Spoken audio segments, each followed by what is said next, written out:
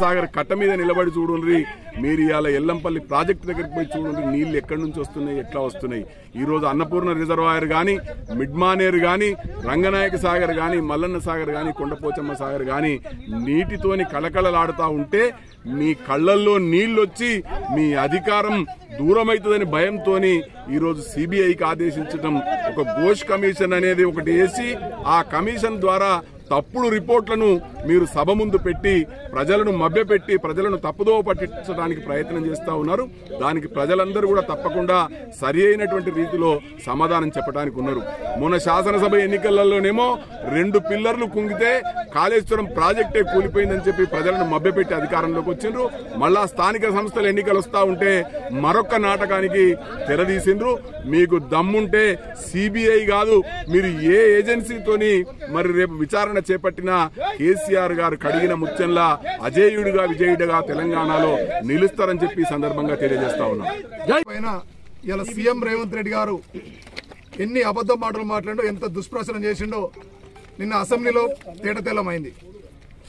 కొండందవి ఎల్కను పట్టినట్టు ఆయన ఘోష్ కమిషన్ వేస్తే ఎక్కడ కూడా 0 రూపాయి కూడా అవినీతి జరిగినట్టు చూపించలే. ఆయనకు ఎక్కడ కూడా దొరకలేదు.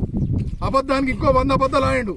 అయినా ఎక్కడ ఏం దొరకకపోయేసరికి ఇవాళ సిబిఐకి రిఫర్ చేసిన కేసును. ఈ కేసీఆర్కి ఇదో లెక్క కాదు, హరీష్ రావుకో లెక్క కాదు. 14 ఏళ్ళు నిర్విరామం పోరాటం చేసి తెలంగాణ రాష్ట్రాన్ని సాధించిన వాళ్ళు, మహానులకు భావులకే ఇవ్వని కూడా భయపడకుండా ముందడుగేసి పోరాటం చేసి తెలంగాణ రాష్ట్రాన్ని సాధించిన వ్యక్తులు. 10 ఏళ్ల గవర్నమెంట్లో, బీఆర్ఎస్ గవర్నమెంట్లో 29 రాష్ట్రాల్లో నంబర్ 1 రాష్ట్రంగా తీర్చిదిద్దినటువంటి ఘనత మా కేసీఆర్ గారిది. ఇవాళ నీకు చేతగాక ఇవాళ నువ్వు సిబిఐకి పంపినావు. సిబిఐ కాదు, ఒక ఎంట్రుకతో సమానం కేసీఆర్ గారికి, హరీష్ రావు గారికి. వాటితో ఏం చేయలేవు. గతంలో నువ్వు కూడా అన్నదే ఈ సిబిఐలు ఇవన్నీ ఉన్నాయని, ఈడీలు బోడీలు అవన్నీ ఒట్టి నువ్వే అన్నావు. కానీ మళ్ళీ నువ్వే సిబిఐకి తలొక్కినావు. ఇదంతా చంద్రబాబు నాయుడు అదేవిధంగా మోడీని ఆడిపిస్తున్న నాటకంగా ఇది మాకు ప్రజలకు అందరూ స్పష్టంగా అర్థమైపోయింది.